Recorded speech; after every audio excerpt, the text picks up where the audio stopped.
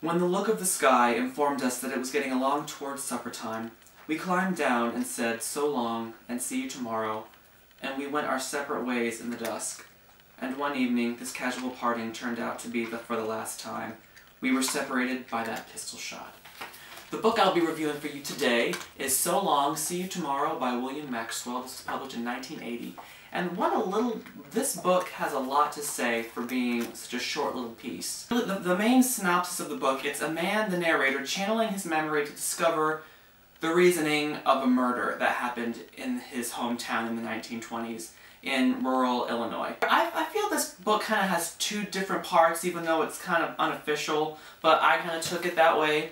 The first part is really the main character, the narrator, and his story, what he has to deal with, the loss of his mother at a young age, and his father, who does not really agree with some of the things that the narrator likes. He likes to read, and he likes beauty, and things like that. Whereas the father is a little bit harder. He doesn't really like the whole feminine side of life.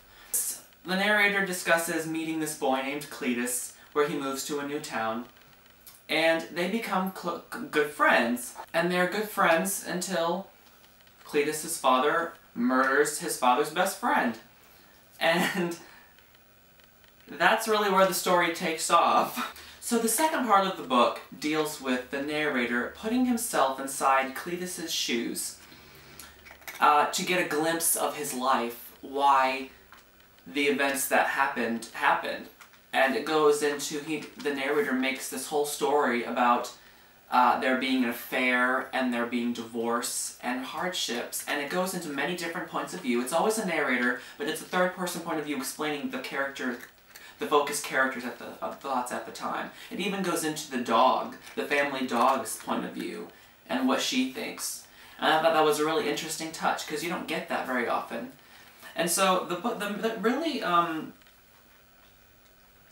the themes in this book, it has many different themes, I feel. It deals with guilt, it deals with regret, it deals with channeling your memory to justify something, it deals with adultery, it deals with divorce, and then the agony and hardships that go along with divorce, especially for children.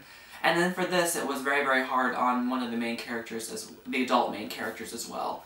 And death, murder, and recovery. There really isn't much redemption in this book. I know I prefer a story that has redemption, but I guess not every story needs to have something redeeming about it. This book is more about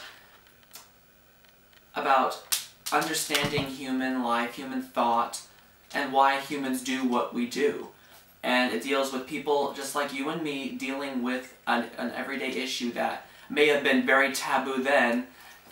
It's still very hard now, even if it's more socially accepted. And how people have always been the same, regardless of what time in history it is.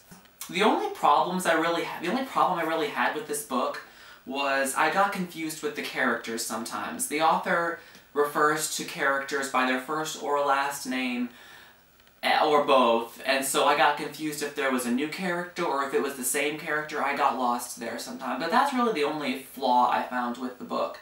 So this is really a good book for anyone who wants to read a book with real relatable characters dealing with very relatable issues that everybody can and might have gone through. I feel there's a good character for everybody in this book. He goes through many different characters' points of view, and you'd be able to relate to somebody or some animal or somebody in this book. So I definitely recommend this read. So Long, See You Tomorrow by William Maxwell.